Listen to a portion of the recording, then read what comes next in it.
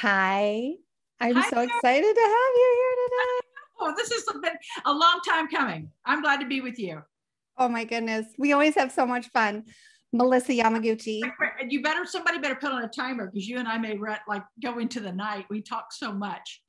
You know what? We're just going to talk. So, we're going to have a conversation about love and life and feng shui and universal truths and whatever else we feel like having conversations about today. But I am so excited to have you here. And, you know, I started this podcast and you've seen the journey from the very beginning about, having something to say. Yep. And then how do you want to say it? And then how do you want to teach it? And for me, it's like, I'm just interested in having deep and meaningful conversations that take deep dives into things that maybe we will never have an answer to, but we have to explore and be curious and question. So, we've been friends for what now, 30 years? Almost. How old are we? So, like 30 years, I think. I don't know. You know what? Every year gets better. Maybe. I've earned every one of these years. Early 20s. Let's just leave it at that. Yeah, a while. Right before children. Let's just say that. Long enough to legitimize the friendship. And I want to have you on today because you're one of my dearest and closest friends, and feng shui has been a part of my life because of you for decades. And I start my day out with feng shui every day, looking at my reading. And I mean, when you have anecdotal truths of experience to see how the energies of the world directly affect you and how accurate they are over long periods of time, I mean, it's never wrong. And so I want to share this with my influence or my world or whatever. And I think everybody should know about the truths about how it works. So, we're starting with a lot of people that have never met you. So I would love for you to share about how you got into feng shui and what led you there, because it's been a journey. And let's start there. Like, feng shui, like, what is it and how did you find it? First of all, necessity is the mother of invention. So whenever you are in need of something, you often will be led to it. That's just how the universe and all of its beauty works. You think about something and all of a sudden you start seeing it all the time. You find out you want to buy a Volkswagen Bug and all of a sudden they're all over the freeway, right? So that's just how energy works. The laws of attraction, you're drawn to it. And I had suffered through numerous miscarriages, and I so desperately had the desire to have a child. And I thought, well, if the child doesn't come through me, the child will come to me, right? So I wasn't really too hammered in on any method or means of having a baby. I just wanted one. So I had that thought in my mind after suffering from some miscarriages, and I began studying. I thought, well, maybe to bide some time, I'll go back to college and I'll get my degree in architecture, because that's always been a secret love of mine.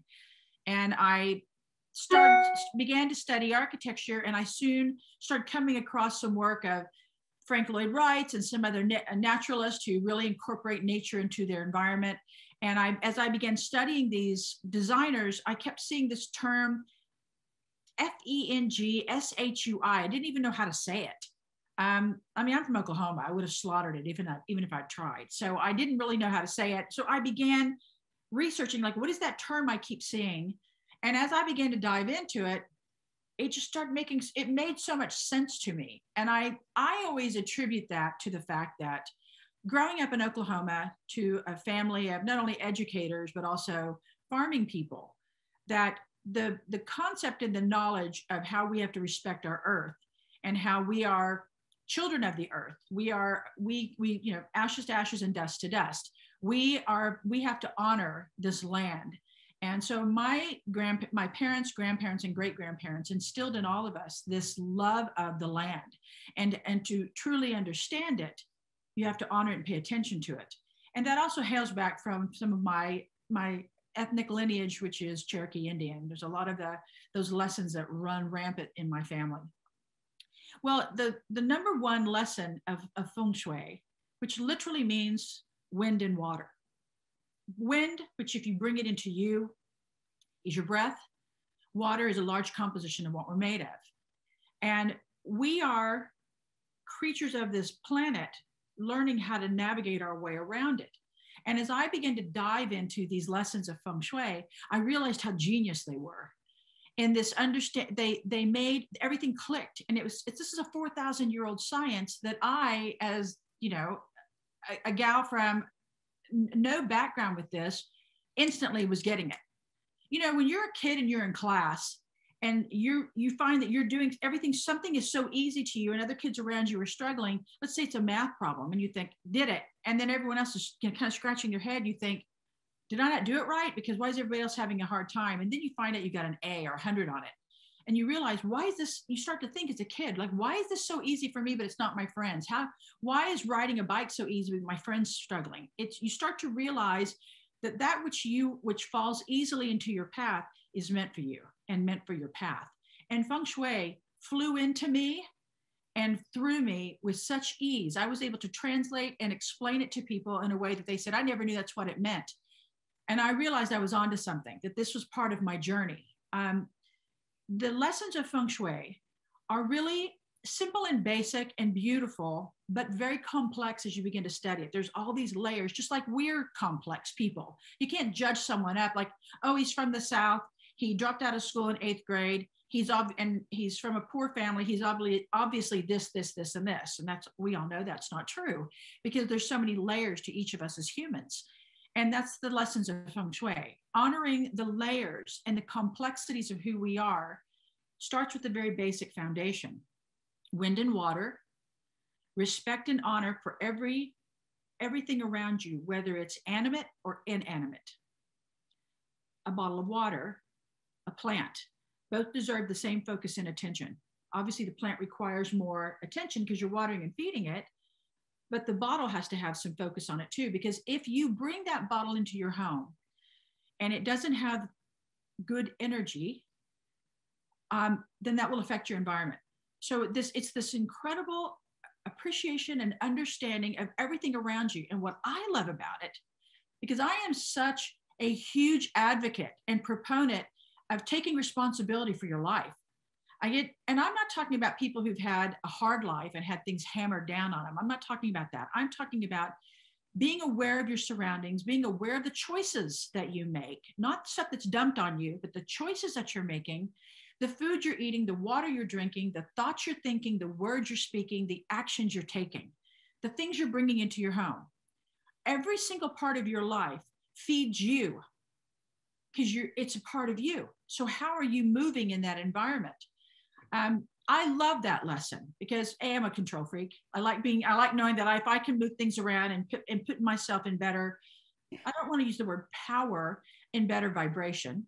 But you know what? I would wonder, like, because, you know, I've known you for so many years. I don't see you as a control freak. You know what I see you as? I see you as someone who is radically owning their energy. I like that.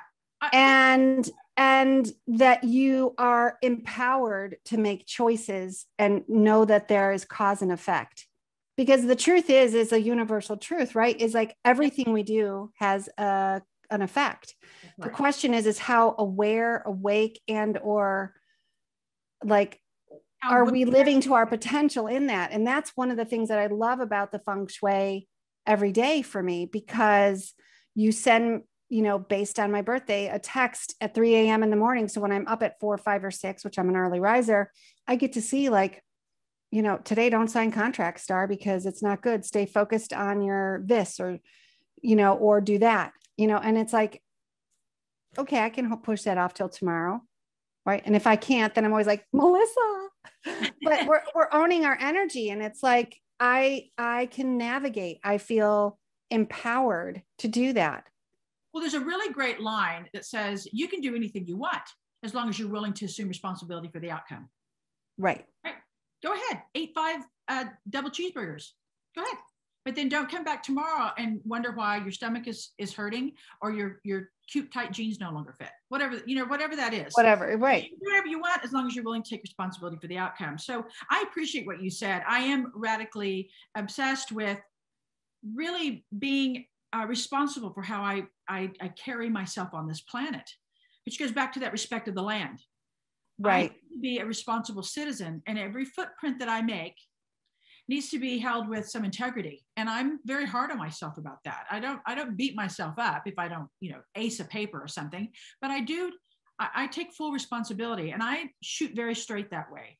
But to the lessons of Feng Shui, and I'll sidebar for a second, when you're talking about those texts and how it's related to your birthday, the way that we arrive, I always say we, like I've got a Siamese twin, or like I've got multiple personalities. I'm not quite sure why I do that, but anyway, the way that I arrive at that information, which you receive, and that message that you receive is based strictly and solely upon how you are vibrating in relation to the way the planet is vibrating that day, because the energy shifts all the time.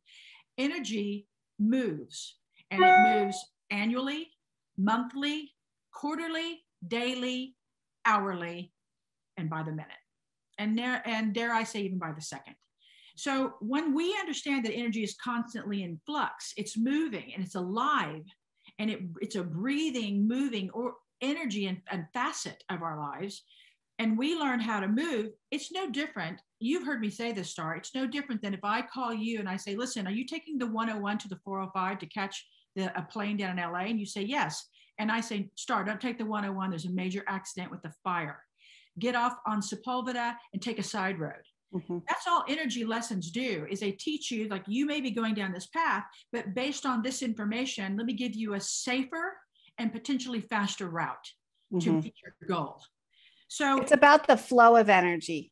It's absolutely, that's all this is. We as humans are the greatest conduits of energy. We hold the largest, we are like moving batteries all day long. So are you vibrating in a way that you're going to put people off? Are you vibrating in a way that you attract other energy to you in a positive way?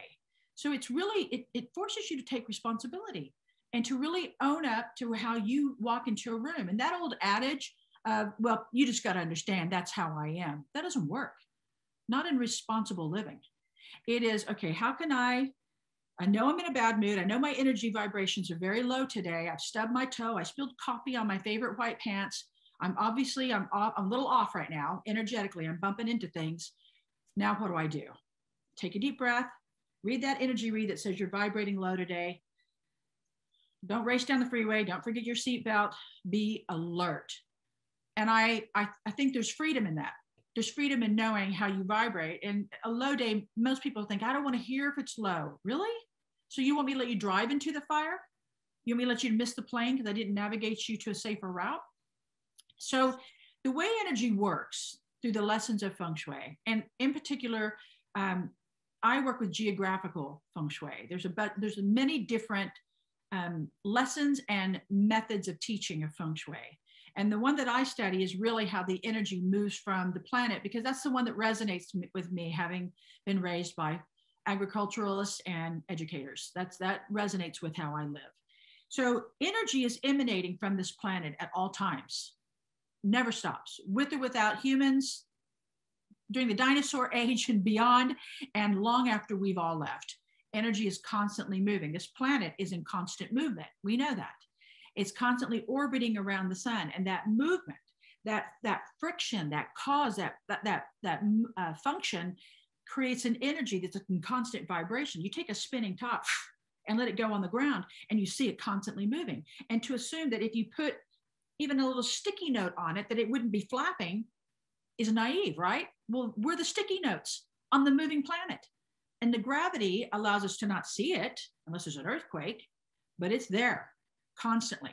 And we have to learn how to navigate our way through that energy, that forest of energy. So when you take your first breath, when they bring you out and you, whether the antiquated way of popping little baby on its bum, or you just take your first breath, that is the time that is denoted on birth certificates of your actual birth, because there are stillbirths. And so when the baby comes out and it doesn't take a breath, it was delivered at this time, the time of death is this time, right? But that breath is your time of birth. And the reason that's important, because that's when you take in that energetic vibration of the planet. Right then, that's when you take it in. And that breath and that energetic vibration that you take in creates a thumbprint of your specific energetic, what I like to call energetic DNA. So that someone like me who studies this and who has done this for 20, let's see, my daughter's going to be 22 this year, and I did this before she was born. So 20, almost 24, 20, not 25, but like 24 years I've been studying Feng Shui actively, intently, like a scholar, dove in, just dedicated, I don't even know how many hours. I should, for one day for fun, go back and see, just kind of figure out how many hours. Thousands and thousands of hours. I hit that 10,000 mark that Malcolm Gladwell talks about, that makes you a little bit of someone who's knowledgeable. I know I've hit over 10,000 hours studying this to this day. So when you have that energetic DNA, if we were to draw that out and to look at it, and I were looking at your star or any of your listeners, I would see energy that looks kind of like an algebraic equation. It really looks like, 3x times, to the y squared over, it's, all those equations that Well, that's a great question. Like, why the animals in Feng Shui? Because at a time when Feng Shui was being cultivated and cured and discovered, the overwhelming majority of the people were not educated, of the land. And Feng Shui hails from China. And it was, the people were not educated because the emperor at the time didn't want his people educated, because if they could figure things out, then they could take him over, and he wanted to be in control. And so when he had all of his scholars trying to understand the lay of the land, why some crops grew better in the West than in the East, or why 5 degrees to the South made something completely different than 5 degrees to the North, whatever, that type of study, which took several years, took a decade at least to get going, was held tightly in the hands of the scholars and the emperor at the time. And then when the people began to rise up, they started storming the palace because they were hungry. The emperor was being greedy. Tons of wives, thousands of horses, land beyond his wildest dreams, holding everything, all the bounty in his coffers, and not sharing anything with his people. They stormed the palace, and the scholars who held all this knowledge fled for the hills. And they knew they needed to get this information to the people, but there's no way they were going to understand these intently and intensely complicated algebraic equations. So they began assigning an animal to it that they thought mirrored and mimicked and explained that particular energy. So if the energy is rat, for example, they studied the qualities of a rat, good and bad, and applied that to that energy, which is known as the year of the rat. Like that. That's how it works. So those 12, and the reason, there's 12 energies, and they're all living, breathing animals. There's the rat, the ox, the tiger, the rabbit, the snake, the horse, the sheep, the monkey, the rooster, dog, and pig. The only mystical one is dragon. And that was applied to this energy because it's such a huge part of Chinese culture. The dragon energy is, and it's a so the animals were basically a way to create characteristics that the lay person, the farmer, the average individual, uneducated and illiterate at the time, would be able to leverage energy in themselves. It's very hard to digest. When you make something, a good teacher knows how to simplify everything so that anybody can learn it. And they knew that they could not walk up to these people and or get the message out to the people to understand this, because it was so complex, and it was purposely made as complex as possible because the emperor didn't want anybody to be able to understand it. So he kept his people uneducated, and he kept the information so convoluted they couldn't decipher it. And the scholars, being wise men, mostly, 4,000 years ago, it was predominantly men at that time who were acknowledged as scholars. They knew that they had to get this information out to the people, so they began to simplify it. People could digest year of ox, year of rabbit. They understood that. That made sense. But this algebraic information, what am I going to do with this thing? So they knew they would have rejected it and still remained angry. But if they told them, this is what we gave the emperor, never once obviously admitting we dumbed it down for you. Nobody wants to buy a book, Keep It Simple, Stupid. They'd rather keep it sweet and simple, keep it short and simple. We make Right. Words have power. And so they reduced it and they said, we've written this in out of respect for our Chinese culture, honoring our animals. And that's how people were able to digest it. I would love for you to give us a quick synopsis of each of the animals and a little bit about the calendar, because it's Feng Shui calendar is slightly different, right? It's not a fiscal calendar where it's, you know, the same, right? It's on a different calendar. So can you share a little bit about the calendar and then maybe just a bit about the characteristics of each of those animals? So the Feng Shui calendar is based on the lunar calendar, not the solar or the Gregorian calendar, which is fixed January 1 to December 31st. And that's what we use in the West. It's a fixed calendar, and we know every year the new year is January 1 and the end of the year is December 31st. This, however, is the dates fluctuate so that the lunar calendar January is anywhere from January about 20th to February 18th or 20th. And the December is anywhere from January 1 to whenever it ends, January 20th or 18th down to February 18th. So it's a living, breathing organism, if you will, if you think of it that way. So people will say, oh, well, I was born in 1976. And I'll say, when? And they'll say, January 15th, I'm a dragon. And I'll say, well, actually, the new year started February 1, so you're a rabbit. They're like, what are you talking about? That's not what I saw. That's not what I saw on a little thing I picked up at the bookstore or I saw at a restaurant. It's because that's just a simplified way of getting it out. But the truth of the matter is it's a fluctuating energy. So each of these energies have characteristics, positive, I say strength and potential. And instead of calling it a weakness or a challenge, I'd rather look at it as an opportunity for growth, right? Our challenges, things that we need to work on, give us an opportunity to evolve. And evolution, rising to that higher power, should be all of our goals and our strives. So we'll start with the rat, which is used typically was the first energy that was identified. And rat energy is known as a very social energy, very fantastic at networking, getting people together, very talkative, fun in a crowd. The more the merrier. If a rat loves you, you're under their belt, they'll take care of you. The challenge that people may have with the rat when they don't understand them is the rat's going to make sure that he or she's taken care of first. And that can confuse and frustrate people. Like, what do you mean you're taken care of first? It doesn't mean that they're going to take care of themselves, deck themselves out in their finest attire and drive a Rolls while you're on the curb, trying to pick up crumbs. It just means that if there's food, they take a bite, then give you the rest of the plate. Put the oxygen mask on first and then take care of you. And that can be confusing to someone if they're vibrating different from a rat or they don't understand the rat or if they're upset with them. But that energy is really about, let me make sure that I can keep moving forward. I'll take a bite, put on the oxygen mask, then I'll get you and I will take care of you.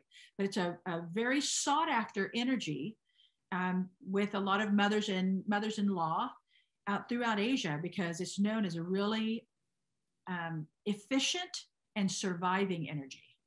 A rat's always going to survive. And we know that throughout, even in nature, when you look how rats self-preserve, there's always a little bit of cheese left over here. They know how to scamper and find something and bring it back to the family. That's how rats move. So then you've got the year of the ox, a second energy, and that we're in the year of the ox. And ox is a very stubborn energy, very solid, very North Star, unyielding, not willing to bend and buckle on what they see as true and important, but they're there for you in a pinch. Ox are reliable, solid energies. If you have a really good friend who's ox, that's the friend you call when you're in a pinch, not just in a pinch, but when you need someone, not just a frivolous, like, hey, how's it going? Because you're not going to get a lot of communication out of ox. They're not good at small talk.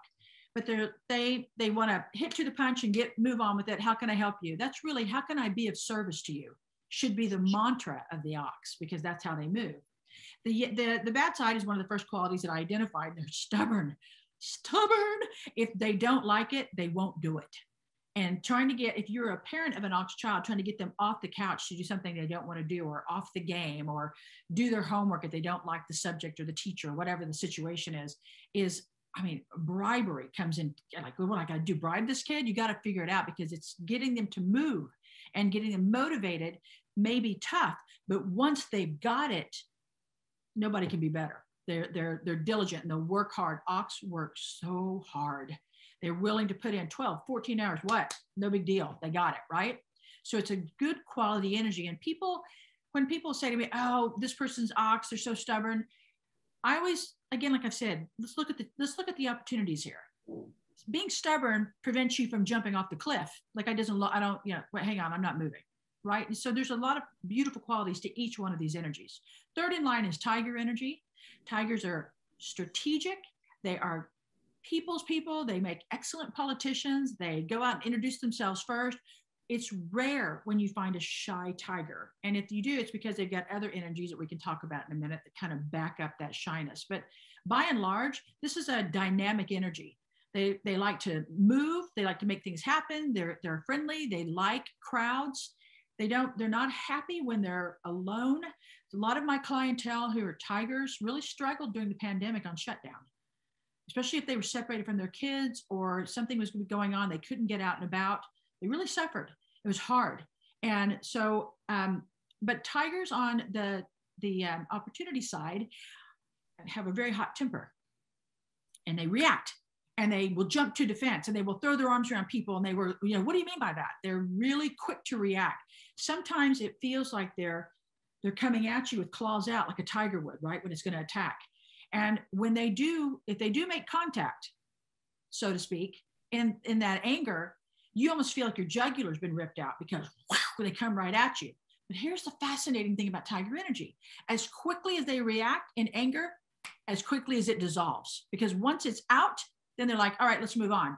And if you're the recipient of the anger, you're thinking, dude, I can't, like, you just punctured a lung. I'm not sure, I can't move forward, right?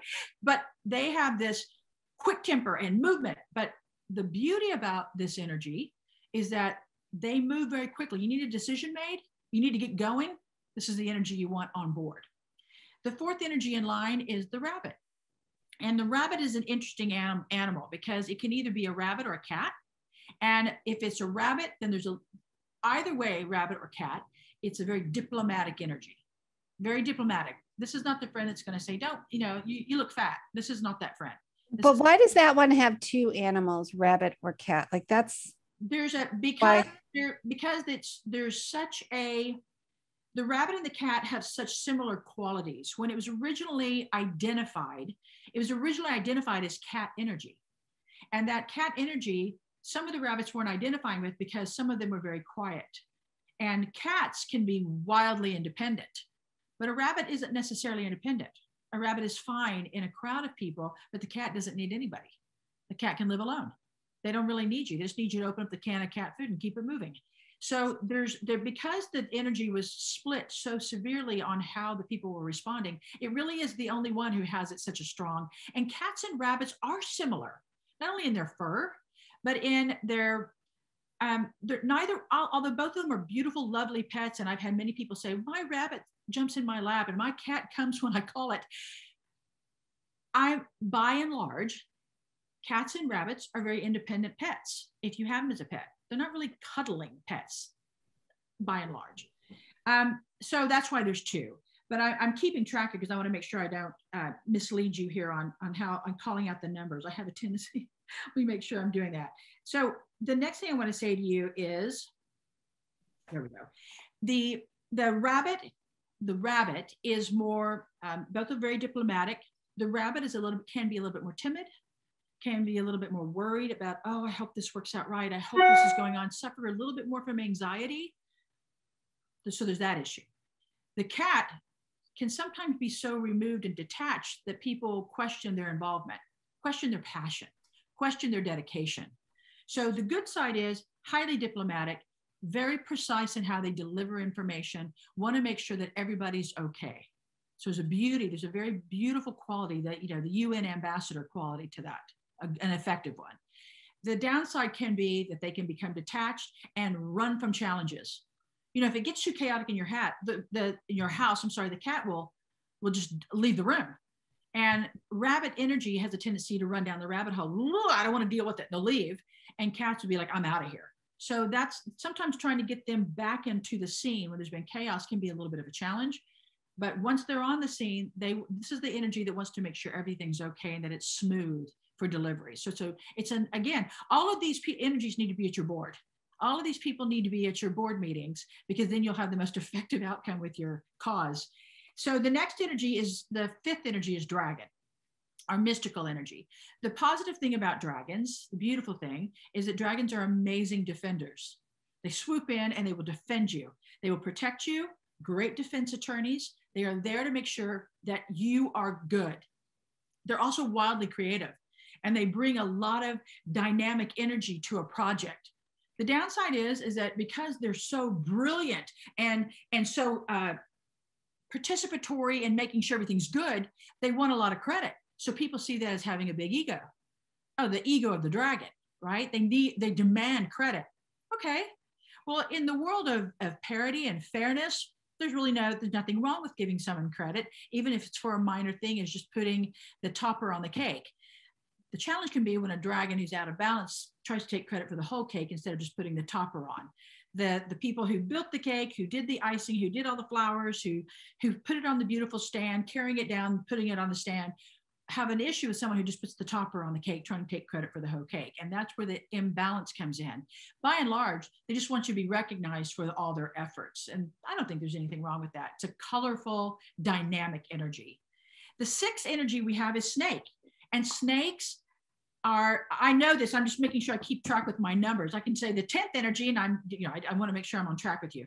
The sixth energy is snake. And the beautiful thing about snakes is this energy is a masterful problem solver. This is the people that you go to when you need something analyzed, reviewed, dissected, and then delivered back to you. Snake children are notorious for taking things apart and putting them back together, taking things apart and putting them back together. They love that. They love trying to figure out how something works. That's how their brain works.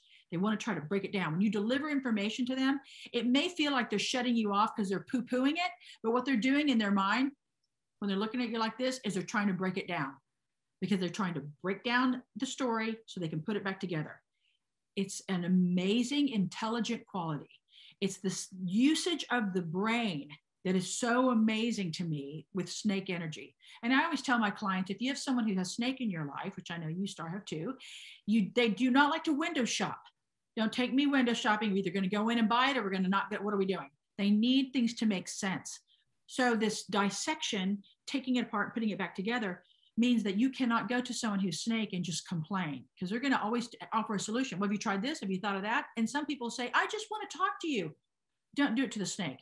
Because they are so cerebral and they use that brain so much, a lot of my snake clientele suffer from headaches and or insomnia and or OCD, because there's this quality, this need to fix and to make it right. Now, the challenge can be with snake energy is they do overanalyze. And because of that skeptical approach, they can turn people off who think, don't go to him. He's a Debbie Downer. He's never going to listen to us. She's never going to agree to it. She's going to try to tear it apart, which sometimes can happen. When they're out of balance a little bit, it's like, nah, that's not going to work. And they start telling you why, and they kill the dream, right? Oh, that's never going to work. That sometimes happens with snake energy. When they're not in balance and not at their joyful balance, not at a joyful vibration, they can kill the dream because they've already taken it apart before you got a chance to launch it. So sometimes it's best to pull back a little bit until you have it in a more productive setting before you deliver it to them for analysis, right? So you've got the amazing, brilliant mind, incredible problem solvers, but the skepticism can sometimes drive you mad. The seventh energy is the horse. The horse is a fun-loving, very easygoing energy that just kind of gallops through life, happy, let's go. The challenge lies with horse energy is that they're so easily distracted. Any rider knows in the horse tracks that if you expect the jockey to get anywhere with the horse, you've got to have blinders on it. Because if it looks to the side and it sees another horse, not only can it trip, break its leg, and then cause its untimely death, but it can also get off track and you lose the race. So for horses, in order to be able to advance, they've got to stay focused. But this joyful kind of like squirrel energy that they have, and oh, the sun is shining, oh, there's a butterfly, is really joyful and delightful and lovely. But it can drive a school teacher mad when she's trying to harness those in her students to learn.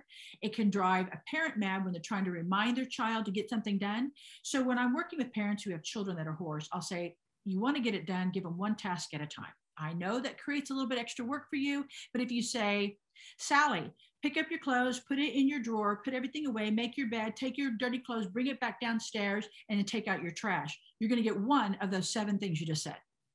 And it's not because they're not trying.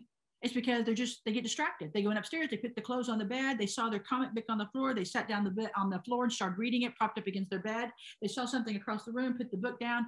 That's how horse energy works. When they are focused, blinders on, there's a brilliance to the game. But until you can get them there, it's a little bit challenging. And another downside can be is that horses like to be reminded of their amazingness. And so for someone who's not good at doling out the compliments, that can be an annoyance. But if you're willing, when you love someone, I don't see anything wrong with giving somebody extra compliments. If it's going to make them, if it optimizes their energy and puts them in their best self, I don't think there's anything wrong with it. I see the beauty in all the energies. I love the energies. So if you can say, you're such a great kid. Look how what a great game you played. You made an A on your paper. There's nothing wrong with that for a child anyway, of any energy.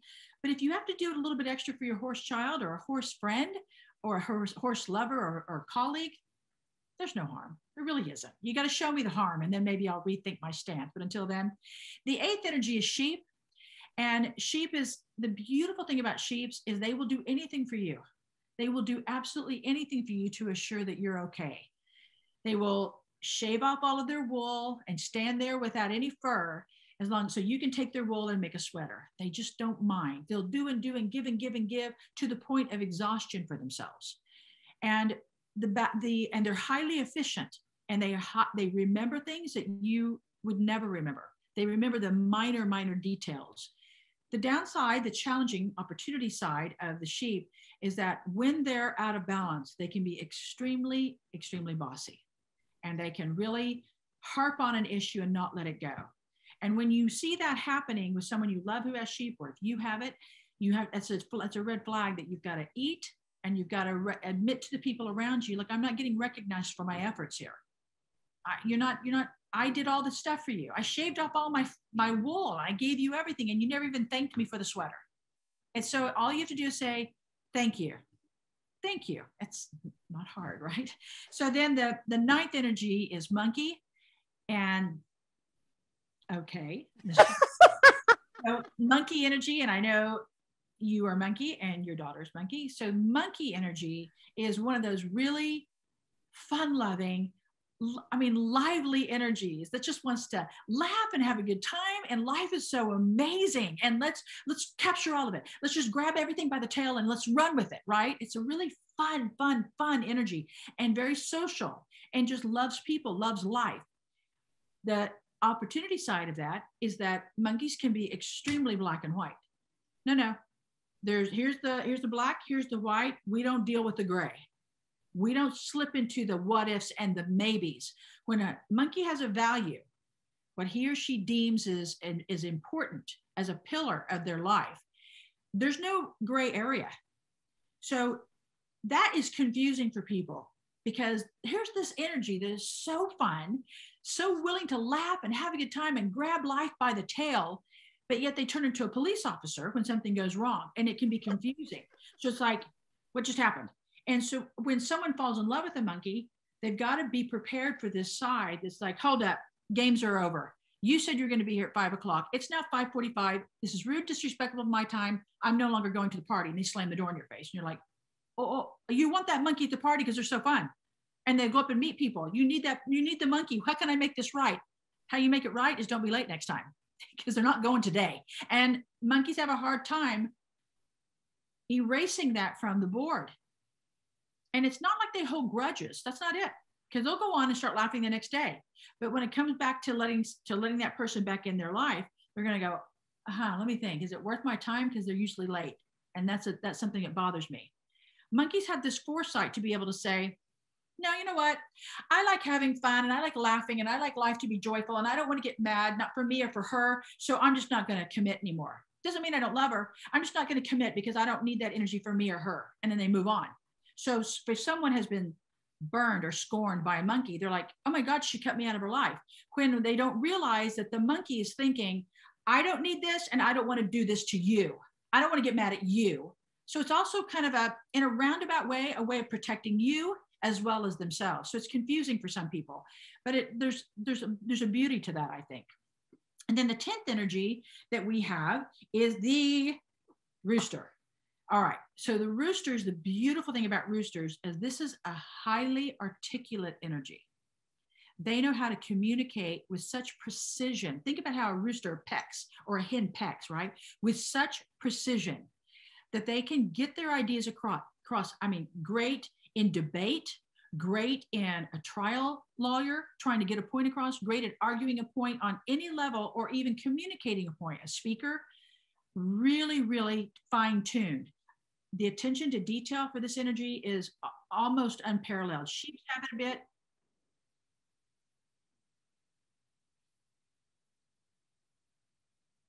Did I lose you?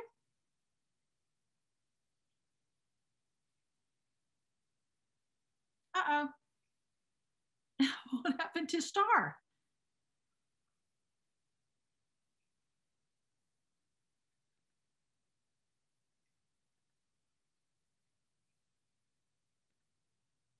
Well, I'll keep talking because I see it's recording and hopefully we can make sense of this later. The rooster itself is a highly articulate energy and they know how to get ideas across. And that's the beautiful thing about them. They have this ability to communicate effectively, great at PR, great in marketing, great as a trial lawyer, great as anybody who has to deliver information.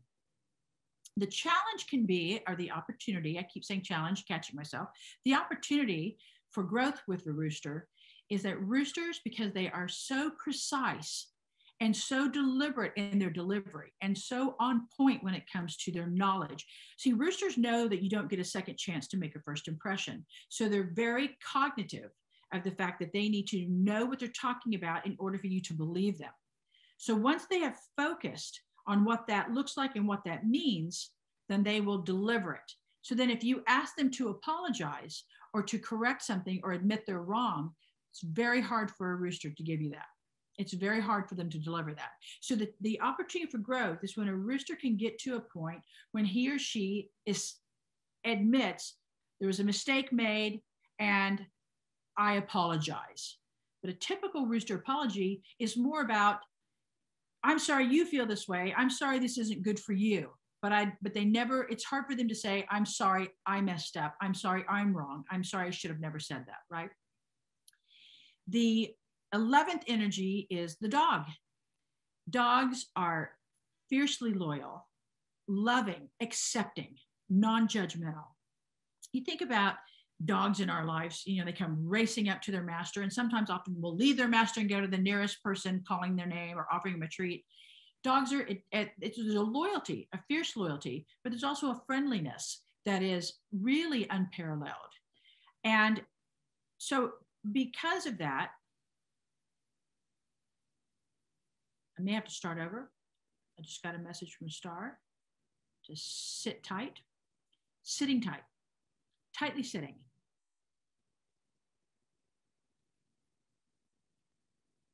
Gonna take a drink of water while I'm sitting tightly.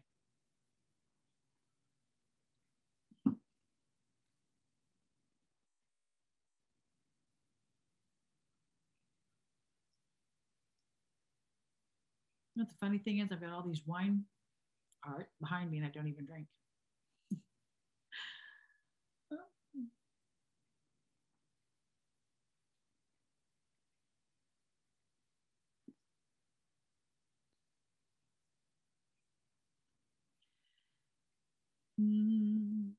They asked me how I knew.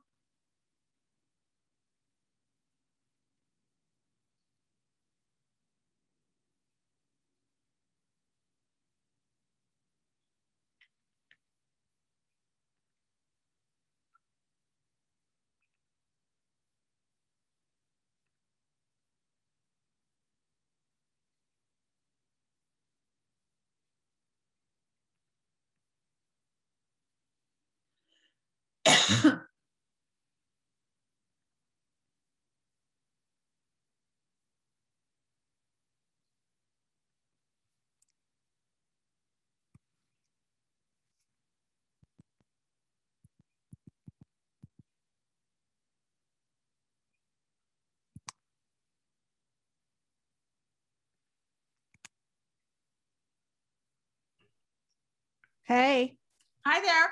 sorry about that. I don't know. I lost Zoom. Were you on the whole time? Kept talking. I got all the way to the dog. I didn't know what she wanted to do. Okay, cool. So that's all right. Oh, cool. So did you finish the whole year? No, I would feel more comfortable starting just with dog. I finished Rooster completely. I started with dog, then I was like, hang on a minute. So I think that I lost you at the end of monkey. okay, then I'll start with Rooster. Yeah. So finish. I was recording on my end the whole time. Well, I don't know for sure. Okay. Okay. So double check. And then if it is, then we'll slice it and make it work. Okay. I'll start with Rooster right now. Okay, cool. So we're recording still. So go and let me give you, hang on. It was on you, not me. So I'm going to pin you. Hang on. Thank you. This is one of the reasons why I like to do it not live. I get it. Yeah. Okay, good. Okay. So then you have on the 10th energy is Rooster Energy.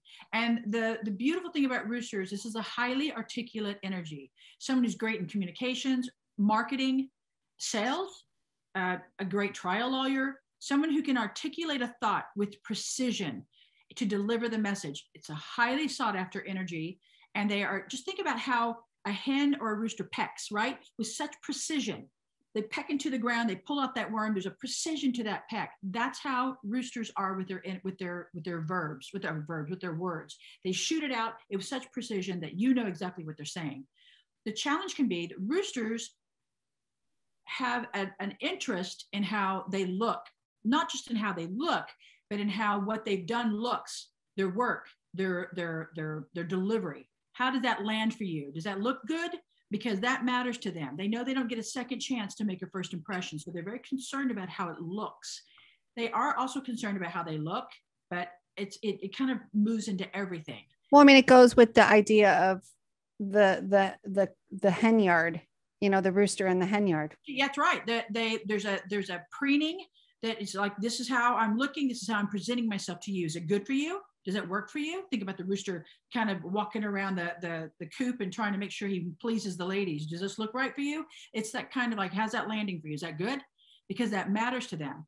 And they put so much effort into what they're delivering. A rooster will rarely open his or her mouth if they don't know what they're talking about. But if they do know, you're going to get it. So for that reason, the opportunity that lies with roosters is that they have a hard time saying I'm wrong because they know they're not.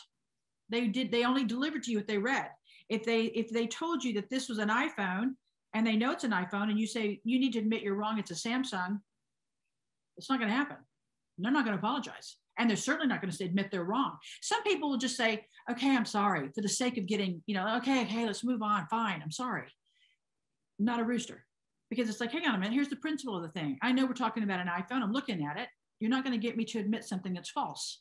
Because with precision, I worked on this. I'm not. So part of the opportunity for roosters is in relationships is being able to say, all right, perhaps I shouldn't have said it that way. Perhaps I shouldn't have delivered it that way. I do stand by my message, but my intention was never to hurt you. That's a better way. But a typical rooster is more like, I'm sorry you're upset about it, but they never admit that they were wrong. So there's nothing wrong with admitting that you didn't mean to hurt the other person, but without confessing that what you said was a lie when a rooster is a stickler for that information. So there's the opportunity and there's the beauty of it. And then our 11th energy is dog. And if you think about a dog, it goes right along with the characteristics of the dog energy. Fiercely loyal, loving, sometimes can hone in on just one person and be loyal to that person and everybody else is fine. But there's a loyalty that somebody gets or maybe a group will get. In our home, we had a dog that loved everybody in the family, but was fiercely loyal to my husband. So dogs have a fierce loyalty to at least one or two people, but have a very loving energy toward a lot of people. And when they're loved, we've all seen the barnyard, the junkyard dog who growls and snaps because he's angry and he's been on a leash too long. So obviously there's some exceptions to the rule, but by and large, a very loving, friendly energy that just kind of wants everybody to get along. The opportunity for growth in a dog is that they are giving and loving so much that you never can tell when they're upset, when they may secretly be really upset, really mad at you about something, but you never know. And then all of a sudden they snap and you're like, whoa, what just happened? So the opportunity for growth with a dog is to communicate constantly, like, I know I'm upset about that, because it will confuse some people and it may throw them off a little bit, but it's better for them to articulate their feelings than to all of a sudden bite you, or growl at you when you get near them, when you're thinking, where did that come from? And so it can make people mad at them. And then that causes the dog anguish, because they want everyone to get along and be happy. And because they're not, you see, there's like this little vicious cycle that the evolution and the opportunity for growth for a dog is to learn how to communicate his or her feelings better. But this is a very loyal energy, and they can sometimes spread their love out too thin and not have enough for the people who really need it. I have a lot of clientele who are dogs, mothers or fathers, and they've given so much to a charity or to their students or to their colleagues or their employees that they overlooked like their kids' volleyball game or something, right? So they've got to learn to kind of pull it in a little bit. And then the final energy that we've identified, the 12th energy of all the energies, is the pig. And the beauty of a pig is this is a very family, friend-centric energy. Family and friends are everything to a pig. Their environment affects them more than it does any other energy. And I always think that's kind of funny, because we know the pigs live in sties, and it's always like, just, but that's okay. The pig loves, if I grew up on a farm, pigs love their pig pens. They love them. If you go there, they're rolling around in the mud and they're rooting up and everything. They just love it. So it makes sense to this degree. Pigs are so affected by their energy. If it's negative, and I'm not just talking about an elitist, like it has to be a 5-star hotel, but if it's beauty and there's flowers and it's loving, pigs thrive. That pig will fly. That's when pigs fly. But family, friends, everything. Consummate host, amazing hostess. Pigs make sure, do you have water? And I remember you'd like lime with your water. I mean, you've got pig energy. And when I come to your house, you remember all the little, oh, you like this, you like that, you like the oat creamer. Like, you remember things that, maybe sometimes I don't remember about myself. A lovely quality. The opportunity for growth in a pig is that pigs can become incredibly stubborn. No, just because you keep asking. So no, just because. Excuse me, I'm gonna take one quick drink. It's interesting with all the 12 energies. It's like, what I see is that balance is king, or the pinnacle, right? Like the top of the mountain, the best view. And when we have the balance is what we're striving for. Constantly. Listen, whether you are practicing a modality of acupuncture, right? Excuse me, or some spiritual journey where you're trying to get yourself to a greater height of understanding of your place here. Every single one of those methods, even if you're saying, well, I'm going to take evolved and more advanced classes in my church because I really want to understand the Quran, the Bible, whatever it is you're studying, right? Excuse me. All of that requires you to strive to find harmony. Yeah. And the marriage of harmony with balance ensures that you achieve your goal. Mm-hmm. You find that harmony which creates the balance, and then you can arrive at it faster. It's like the flow, living in flow. And that's one of the things that I find so fascinating, because I find, you and I are both like, we love parenting, right? And our kids are about the same age and grown up. I mean, you started a couple years before me. And I feel like the truths that are universal are always true, right? And that's what Feng Shui provides, the understanding of energies that are subconscious often, or unseen. If you're a parent, or you're just trying to better yourself and work on being the better version of yourself, it's like these ancient tools are available to all of us through simple analogy and understanding the ideas that that were discovered by kings and scientists and then eventually given to the people. It's like, how can we use them to make our lives better? And I've never heard any other feng shui except the one that you've explained about the 4 different energies and how we all have 4 different animals at work. Can you explain a little bit about what those 4 animals are and what they represent? And Sure. then, yeah. The year you're born, when we do an understanding, here's the we again. When I look at your energy, the year tells me how you move socially, how you are when you're out and about. And the month tells me how you work. That can be how you work when you run your home, how you work when you're in school, how you work when you're at a job outside of your home, right? So it's however you work. The day tells me how you defend yourself and how you present yourself, how you see yourself in the world. And then the hour tells me how you love those people closest to you. Now, whenever I've worked with teachers, whether it's through a unified district or whether it's through independent teachers at a private school or charter school or even homeschool teachers, I've always talked to them about the need to look at each child as an individual. And what we have learned oftentimes in not just the US educational system, but kind of a global approach to education is that we just say, here's what every 3rd grader needs to know. And we throw it out there. And then through testing, sometimes you'll see, well, here's the norm. And these students, this small faction aren't being able to keep up with the averages. So we're going to put them in the lower levels, whatever we call this. Remedial or area. Learning different or learning disabled, whatever they label these things. Yeah. We'll take this percentage who seem to be advancing a little bit more and put them in this advanced class. The challenge is, let's say that that's an accepted model. Within each of those sections, it deserves a different look. Because even if you have children who are put in, my husband is dyslexic, an incredibly bright man, but in school, because he didn't fit into a model, was deemed difficult to teach because because he wouldn't read out. He didn't want to read out loud with the other kids in the class. As a little kid being dyslexic, there was a lot of shame that was put on him. And so they put him in an area where but in math, he was flying off the charts out of everybody else. So they didn't know what to do with him. And I think that what we have done in education, we oftentimes do in parenting because we've been told a model that we need to follow. And I have a challenge with that as a mom and as a person who studies energy.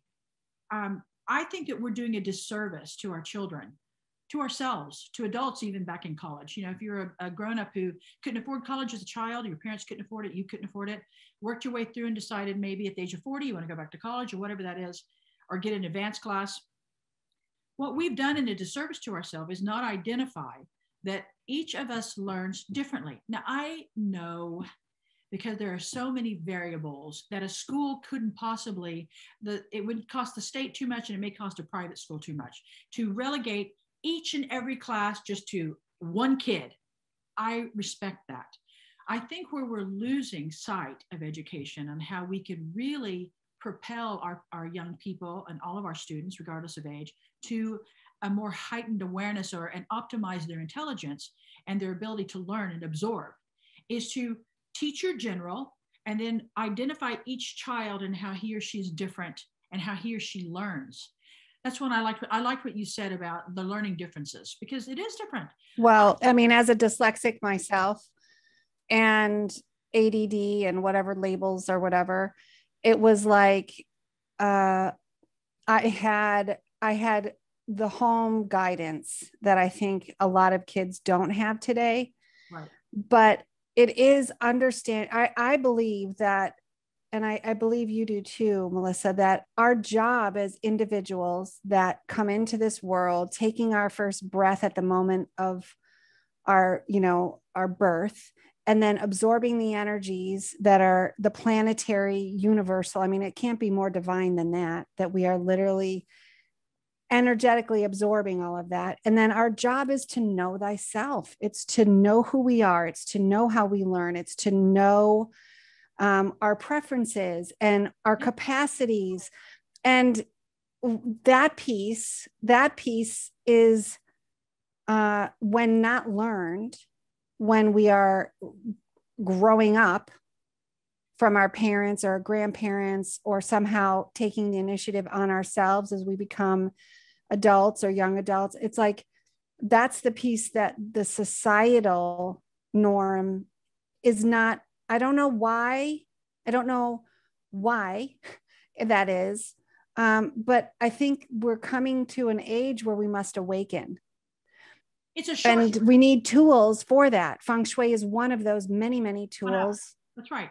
And I know why it happened. I know why we ran everybody through the sieve to get them out to the other end, just to mass market, because it's easy. It's easy to cut corners. It's easy just to throw a comforter on your bed instead of pulling up the sheet, tucking in the sides, fluffing the pillows, and making your bed. Right. We as humans shortcut because we're in a hurry. And, you know, as you start to age, you're like, whoa, whoa, whoa, whoa, whoa. Can everything slow down a little bit? Because you realize, oh my gosh, my kids are 18. Oh my gosh, my son's out the door. Oh my gosh, my daughter's moving away. And you start thinking it moved too quickly. No, it did not. When they were 2, that was a solid year of I do it myself. And it was just lovely. And those of us like you and I, who, and parents that you and I know, millions of them, who really dove in and absorbed every minute of that child, know the difference. But a lot of people who don't have that luxury, and it shouldn't be a luxury, it should be just a standard part of parenting. But those who have, like, I'm working 2 and 3 jobs to keep a roof over our head. They don't have that luxury of slowing anything down. And so they have had to, or been forced to, buy into this whole rush it along mentality, which doesn't serve anybody. You can't cut corners on your health. You can't cut corners on your spiritual growth, on your emotional growth, on your mental growth, on your physical well-being. You just can't cut corners. It never pans out.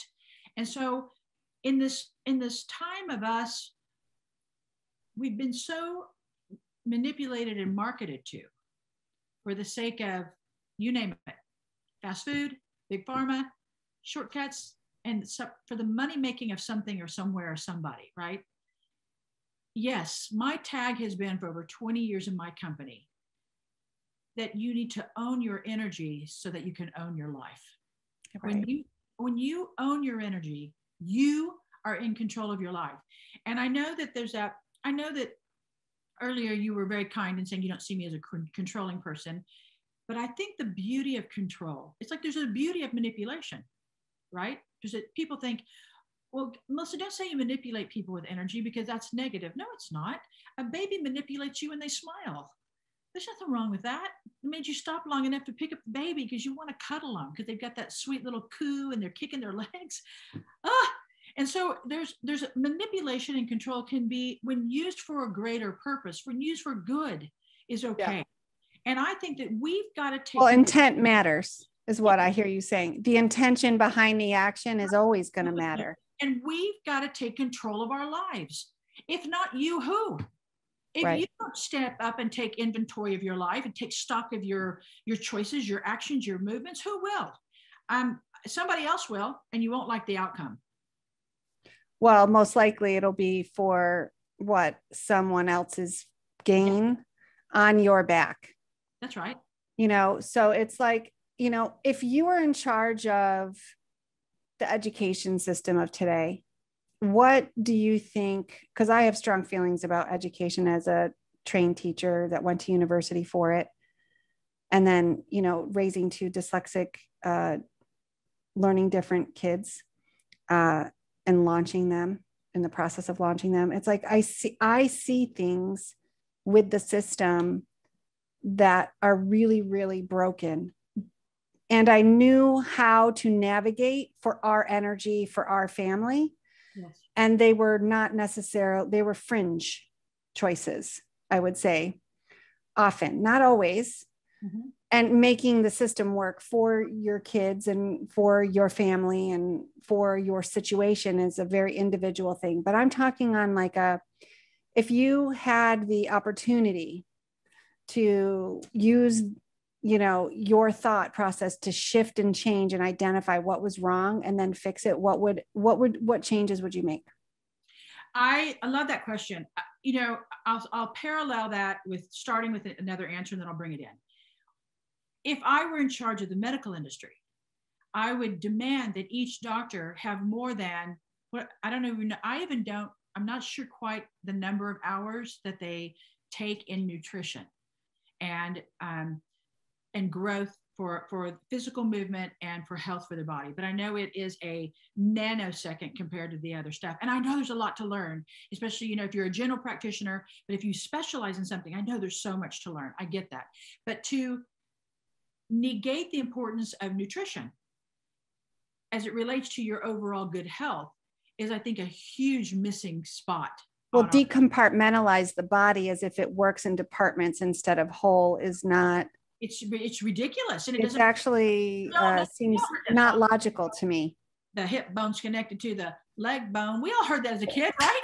So it is too. I remember giving birth to my kids, and I had my daughter by emergency cesarean. So I had major surgery, right? I'm in the hospital, and the first thing they bring me is an enchilada with like some spicy sauce. And I kept thinking, like, I was just cut into, and that's spicy, and I don't know if my stomach's going to be able to handle and digest it. Shouldn't I have something bland? And the gal looked at me. She goes, "No, our nutritionist set that, designed this food. She knows you had surgery." And I thought, wow, that's crazy. So there was no correlation. But to answer about education, I would take a same approach and make it the whole body exposure to the student. I think what we're missing is that rote memorization, blanket learning doesn't work unless you're dealing with sheep. And we're not sheep. We're individualized, free thinking, free individual responding people, entities. And so if you give the general information, and then we train our teachers how to recognize, not just look out for, all the lettering that we've now, you mentioned some of it earlier, like ADHD, whatever, BPD, all the things that we've got, that there's all these labels now. I'm sure CNN's going to be in there somewhere. All these numbers these letters we give people, right? I'm not talking about that awareness. I'm not talking about, there's a lot teachers have to take on. They have to look for signs of abuse. Is a child coming to school hungry? Are they coming to school with marks on their arms? I know there's a lot to take on. Does a child have head lice? I mean, they're looking for things constantly. And I know that if teachers were to hear me, they're like, "Are you kidding? This chick is going to throw more our way." But I believe in the power of teaching. And I know that if we can give teachers signs, like this group of kids coming in are now the year of the horse. And I'll tell you the reason I know that this works, because I've done it. I've worked with teachers. And once they can see, oh my gosh, are you kidding me? There's a few little simple tools that I just have to adjust my basic learning, but to address the needs of this energy of kids. Are you kidding me? I'll tell you how I knew that I was onto something. My son Nobu, who's now 19, and my daughter Seiji, who's now 21, were, let's see, let me go back here. We're 4 and 6 at the time, 6.5. And I was sitting in a courtyard because little Nobu at 4 was in a preschool area, and he, would come to the door every once in a while, like first a week, and just make sure I was still out there, that I didn't abandon him. And he'd go back to learning and playing, then come to the door. And the school was very gracious in allowing me to sit in the courtyard until he got to a place of comfort. And well, if they hadn't, he would have gone to a different school, I can tell you that. But and smart, because I stayed. And as I was sitting in the courtyard, the kindergarten teacher came out. And I said, "Hey, how's school going for you this year?" My daughter had her the year before. And so my daughter was a couple of years. My daughter was in a different class now. And she said, "Oh, I love all my students, but this group just exhausts me." And I knew that those students were the year of the dragon. And I said, "By any chance, were you born in," I asked her year. And she looked at me like, "What? How did you know that?" Just from what I said. And I said, "Well, because I think that makes you the year of the dog. And I think that dogs, if you imagine a dog is running north to south, dragons are flying east to west. So there's a clash. And let me give you a few tips on how to handle these brilliant little flying wizards, right?" And I gave her a few tricks. She put them in. She said, "Okay, a little bit of, okay, I'll try, Melissa." She put it into play. She came back to me a couple of days later. I was still in the courtyard. And she said, "I think you're really onto something. I spoke to the principal and the dean, and we'd like to have a meeting with you. Would you be willing to come in and explain? I can tell my findings." And I said, "Can I use the school as a test subject?" because I'd like to advance this further in some of the unified districts that I work with, some of their people on individual things down in LA and different counties. And she said, absolutely. So I came in and used this program with some of the teachers. Not everybody was on board with it. That's fine. Probably some snakes in the room, but there was this whole approach, because I think the teachers could see, this makes my job easier. And oh my gosh, my kids are actually scoring well. And I'm not teaching, the message isn't different. The delivery is different. Mm-hmm. Right? Content's not different. The delivery is different. Star, right. I know you, and you and I always got along, but as I've become more adept at understanding energy, I know that there's certain ways that I can approach you that I wouldn't approach somebody who's got a totally different energy, because I respect your energy, because I own mine. I can respect you because I respect me. I can accept your energy because I've accepted mine. And when you own your energy, not only do you own your life, you become a citizen that moves with ease, grace, and flow with everybody else. So if we can teach our teachers to really identify that these kids are vibrating at a whole different level than the kids last year, or a little bit similar. Snakes vibrate similar to dragons, but horses are totally different. It's like, it's so subtle, and it's set in our faces all the time. So it's kind of like, I have pig in my energy, which is very, like, I'm not so sure I trust easily. So I need anecdotal stuff, right? I need to see things. I need to observe it in my own experience. And the truth is like, it works, and you got to try it on for size. You got to see how it lands for you. And it's going to land very differently. I think it's fascinating. I think that, we're all trying to like eke out a little bit of happiness in our lives, or a lot. We're trying to live to the fullest. And it's like, why not try it? Why not look at it from this point of view and test it for yourself to see how it works? Like, I know you don't, and it's the same for me too. It's like, I'm not interested in convincing anybody to believe what I believe. That's not my job, right? We have to do it on our own, but we want a little bit more happiness. And it's like, when we look at the patterns of ourselves and see, what is it that I've been doing? And if I can shift it a little bit, knowing some information that can help me give answers or solutions, and I can, my goal in life is to love myself, to love my family. I love everyone. Like, people I meet for the first time, I think to myself, they're my friend and they don't even know it yet. Like, that's how I approach everyone that I meet. Right. Cause it's like, why should I look at it any other way? And it's because I know when I am in that mode that I live better, that I feel better. But the question is we want to learn how to be happier. And most people have no flipping clue about how to go about doing that in their own lives. My job is to the reason I do this podcast is because it's like, well, what is love? What does love mean to you? And how do you practice love? Humanity needs more love now more than ever. There's more division. There's more disharmony. There's more corruption. There's more awareness of this corruption. I don't know. So what can I do? I don't know. I can have a podcast with some friends of mine and share their genius and what I love about them, and then educate them a little bit about a subject they maybe never knew before. But it's like, love matters. And energy is a part of that, is a result of doing something from love. A good energy is like the result of that. So I'm going to ask you this question. How do you define love? I define love by respect, because whether you pray differently than I, love differently than I, vote differently than I, move or vibrate differently than I, if I respect your right to inhabit the same planet, we both landed here. I don't have any more ownership over my plot of land than you. But if I respect your right to be, then I've shown you love. And so for me, it really boils down to a value of respect. Yeah. I mean, respect it. And it's also like respect for ourselves in that, right? Like, absolutely. Listen, respect can't just flow. Respect can't flow from if it's not within. The well can't produce water it doesn't have.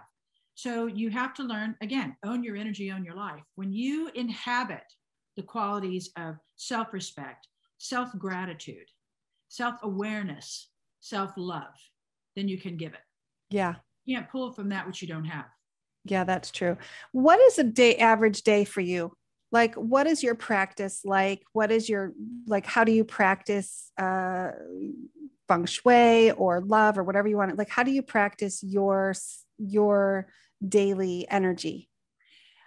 Daily. I get the reads I send out to everybody else. So when I wake up at 4 a.m., between 4 and 5, and I start my meditation, before I start, I instantly look over. I do the reads about a month to a month and a half ahead. So I don't necessarily remember, and I'm shooting out 12 different energies to thousands of people. So I don't always remember my energy, but I'll grab my walk across the room, grab my phone, look at my energy, and know where I'm vibrating. Then I put that into my meditation that morning, and I'll say, something about whether I'm vibrating low, high, mostly low with a little bit of high, low, mostly high with a little bit of lower vibration, or high. I know which one of those vibrations that I'm at, and I put that into my meditation, and I focus on evolving and using any challenges as opportunities to move forward. And my position of respect also comes from a place where I'm constantly, I strive. I don't always master it. I haven't mastered it, but I strive to come from a place of gratitude, because I know that gratitude in your heart fuels the beating and the coursing of the blood through your veins. Because when you come from gratitude, you love easier, you respect easier. I'm grateful to be alive. And so the first couple of minutes that I'm awake, I am literally running through the litany of things that I'm grateful for. That's the start of my looking at my vibration, adding that into my meditation. But before I start my meditation of silence and allowing the messages to come to me, I am going through my list of things of which I'm so grateful. And I don't have a set list. I mean, someday it's usually involves family and friends, but there may be specific things. But I just say, I am so grateful, and I'm so humbled by my gratitude for this. And so when I come from that place of gratitude, that's my fuel. It's easier to love people when you're coming from a space of, I'm humbled to be here. I'm humbled. I'm grateful for your friendship. I love you, and I'm grateful for you, and I respect you. Right. So after my meditation, I always work out. I give myself an hour of exercise. And listen, I'm not pounding the punching bag. I do work out. I do give myself some weights and do a little bit of stuff, but I'm moving for about an hour to get my body in motion, to let it know how much I respect it and appreciate it. And I want to fuel it to keep moving. I can't expect it to move all day from stagnant energy. So I exercise for an hour, and it's gentle. And then after I've showered and had my morning tea, I kind of settle into addressing any clients that I have for the day on my calendar and working with them through their energies. I also do Clubhouse once a week, and I don't offer free readings. I mean, my dearest and nearest, I'll do something for you, obviously, because you and I have been friends for so long, but I don't do free readings. But on Clubhouse, I'll get on to the beauty about this is it's a global social media platform that allows people who would have never heard about me and the nooks and crannies of different places all over the world. And by nooks and crannies, I don't mean a small city. They could be from a large city. They could be from London, England, but they would have never heard from me because they're maybe in the field of aeronautics, and they would have never had exposure to me, right? So this Clubhouse format, I get on there and I speak, and then I give them free readings when they give me their birthdays. And because to do a feng shui, you need the day, the time that you were born. You need it all, right? Year, month, day, and time. Ideally, a lot of people don't know the time they're born, and that's fine. That's fine. It's interesting. I had a lady, I was on Clubhouse just yesterday on Wednesday, and a lady said to me, well, I always thought my birthday was April 18th. I later learned it was April 22nd. And she goes, the reason I always thought it was April 18th because that was my dad's birthday, and he wanted me to celebrate with him. And so it's fascinating, right? That's fascinating to me because, you can look at it any way you want to, but her whole life, she thought she was this way. So I shared with her both days. And she said, oh my gosh, I so relate to my actual day. I don't relate to the proposed day that I was forced to celebrate my whole life. That doesn't even sound like me. And she said, but the one you gave me is me. Yeah, well, you can't deny it. You can't lie about it, right? So I take that and I give them the free readings. That's a really fun thing for me to do. But by and large, I also work with, not only in my work, but I also work with organizations, helping them get the energy of their clientele set up, working with their human resources to understand their team. You know, and that started, I think about 12, 15 years ago, when I met a guy at a fundraiser, and I was telling him what I do. And he said, gosh, that'd be fun to have if it would make my sales team move faster. And I said, let's try it. So I worked with him on his sales team and understanding I said, you can't just give the same incentive to everybody, right? You guys if you hit these markers, we go to here. Some people aren't moved by that at all. Whereas other people, you know, they put the headlight on the lamp and they start flying for it. Other people are like, nah. And they may be brilliant, but you can't motivate them that way. So when I worked with this company on this, a company up north by San Francisco, they saw incredible results with it. And that started my fuel with companies. I've worked with a National Dental Association. I've worked with major associations and companies all over the world in helping them understand their team. I'd really love to be able to dive into the medical industry more, helping nurses understand their patients, or doctors understand their patients and their staff better. But we'll get there. Yeah, one at a time, right? Because it's really like, and I know that you've worked with many influential people over the years to help them make decisions. And I heard this quote, and I don't remember what famous person it was from. I need to look it up, but I think it was something like, if you want to be a millionaire, you can, but if you want to be a billionaire, you need to have a good astrologer or someone who can guide you with the energy. And I thought to myself, that's a fascinating. That's fascinating. I hadn't heard that. Had you heard? Yeah. So write it down. Yeah, I'm going to find who wrote that. It was someone like in the 40s that said that. How many people use it? I think it might have been Carnegie. I'm not sure. Wow, that's I think it was Carnegie, but I don't quote me on that. I got to check it out. I'd love that. And but I was like, yeah, because money is energy, right? Money is just energy. I've been consulted by a lot of people that were running for office, and they've asked me not to say their names because there's still a stigma. Like, I don't want people to know I'm using that. They won't take me seriously, which is so fascinating to me because it's such an integral part of how you move. Why not capture? Well, it's divorced. I think that somehow the energy, or I'll call them universal truths. So it's astrology, Feng Shui, like just the other kinds of languages. They're really just languages all saying the same truth over and over again. It's somehow like mankind trying to overpower and control nature. And that's why it's edited out of our upbringings in a lot of ways. And I'll say Western society. It doesn't marry well. It doesn't fit into the explanation of the Judeo-Christian approach. Right. It doesn't, because it takes away the power of a God or Jesus or any of the followers, right? It takes any of the leaders. It takes away from that message, but it doesn't. We see it as divine. It's so divine. It's like, how can it be anything but, right? Well, I always tell my audience that if you are faith-based, this should make perfect sense to you. If you believe that there is a divine energy, a divine power, something greater than you, then this should make perfect sense. Why wouldn't there be energy coming from the earth to help us navigate, move around? Why do we look at compasses? Why do we use the dowsing rods to try to find water? Because energy comes from within, and we're being navigated and pushed and pulled on this planet constantly by energy. Why wouldn't we learn how to understand that? That is a sign of respect to a divine power. I believe the more investment you take in this life, the more respect you give to your God, to your source. I've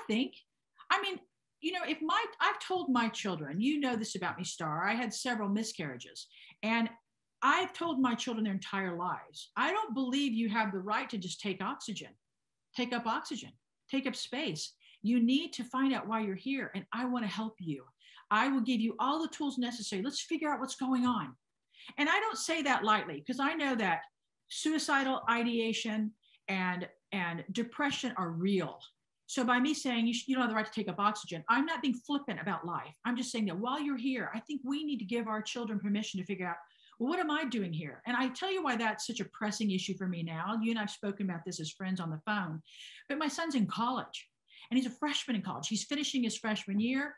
And this is a time away from family to discover you. You know, here's who I am when I'm with my family. Who am I when I'm without that boundary and I'm completely alone? Who am I? What are my tastes? What are my likes? Because, you know, I don't run a smorgasbord in the kitchen. I cook dinner every night. And if you don't like it, you can cook yourself something different. It's not like I was creating tacos for this person and spaghetti for that person. We got a meal. But when you're away at college, you can pick your own likes. So what's happening and I don't even know, forgive me, I don't even know how long this has been going on. So if any of your listeners are thinking, where's she been? This has been going on for the last 10 years. I apologize. But my son is being corralled into determining his major at the age of 18, 19. How's he supposed to know? I have clients who are in their 60s thinking they're going to change their whole life around because they've been years as an accountant and they hate it. Or they worked as a CEO or a district manager and they're miserable. They've been doing this for, you know, since they were 30, and now here they are at 50 wanting to take on a whole new role in life. Maybe they'll go back to college and learn how to paint. Wow, really? So if that was their passion all along, why did we not give this person permission to pursue that passion? The price is high. Here's what I hear in all of this is the price is high for us to not do our work. And our work is to know thyself. Our work is to know why we're here.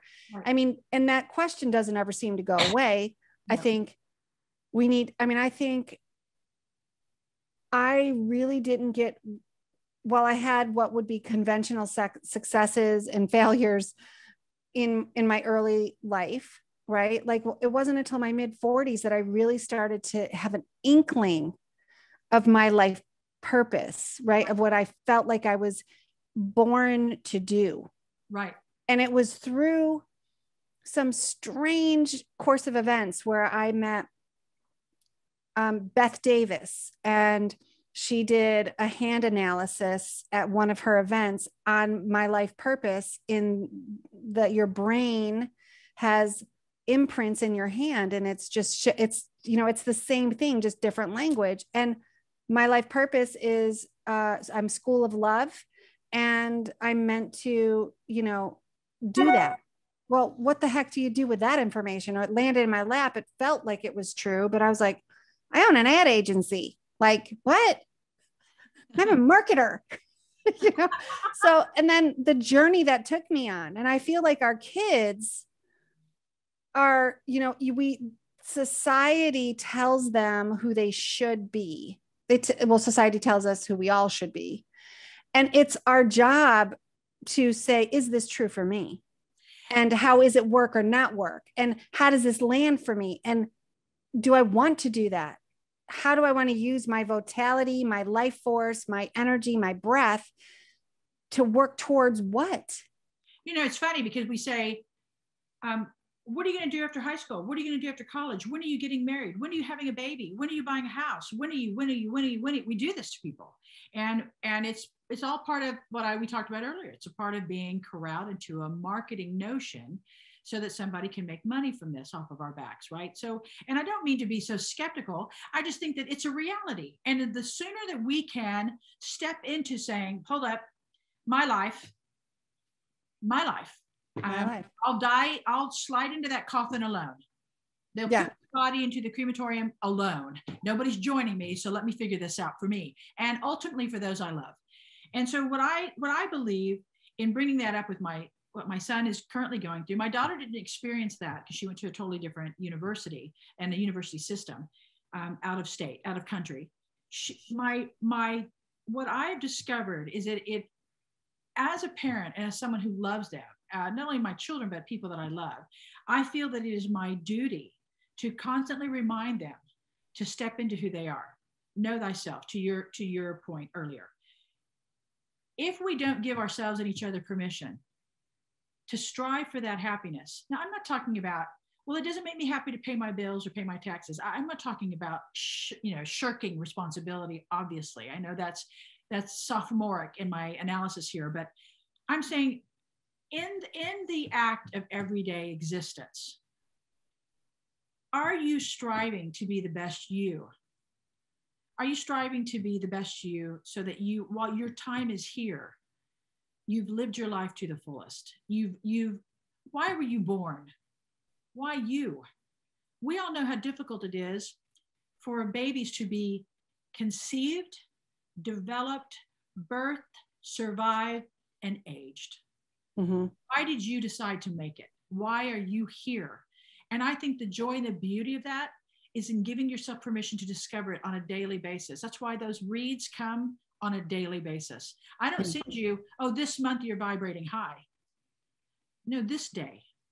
Every day, one day at a time. For this day, I'm grateful. And when I go to finish my subject about my day, typical day, I finish my day with a wind down. Absolutely a wind down. No electronics in my bed. It is a time for reading. Sometimes it's just a time of listening to music.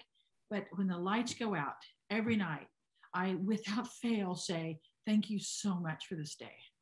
Mm-hmm. Thank you. I am, again, so grateful. I was a preemie and they didn't anticipate that I would live. And my mother tells me this story that I, even at my age, I love hearing even still that when I was born, and God bless my little heart, I was not a pretty preemie. I looked alien-esque because I had these massive eyes and these long fingers. And but my mom thought, as any good mama would, thought I was just beautiful. I was even jaundiced. So I really looked like an odd little creature. But my mother said the photographer came in to the room at that time to take my picture. And the photographer turned to my mom and said, she doesn't belong to you. And my mom was 25. She said, what do you mean? That is my baby. And she hasn't left my side. What do you mean she doesn't belong to me? And he said, no, she doesn't belong to you. She belongs to the world. He said, her eyes have never left mine. She's never took her focus, closed her little eyes. She stared right through me. And he said, so the minute you can accept and acknowledge that she is a child of the world, the better you and she will be. And I thought, how profound for this photographer to say to my mom at her young age, many, many years ago, at my birth. And, when he could have, some of the nurses were coming in and saying, oh, poor little thing, because I was a preemie and I was so little and so frail.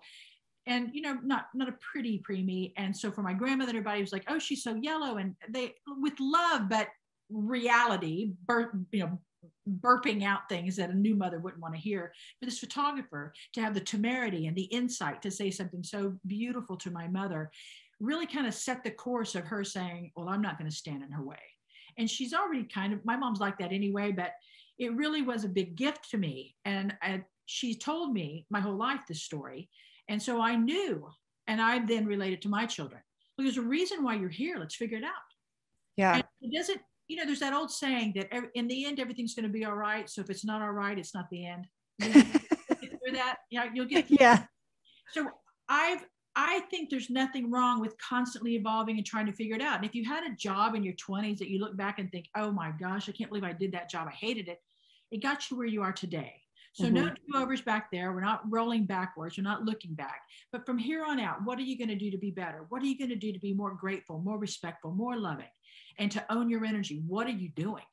I think it's fun. I think it's a daily challenge and it's fun. I love this conversation and I don't want it to end. You're like, ay, these girls. Yeah, I know, right? Well, maybe we'll have to have you back again. Melissa, I would be so honored to talk to you whether the camera's on or off, anytime. I love you to the moon and back. Thank you so much for being here. I want to say goodbye.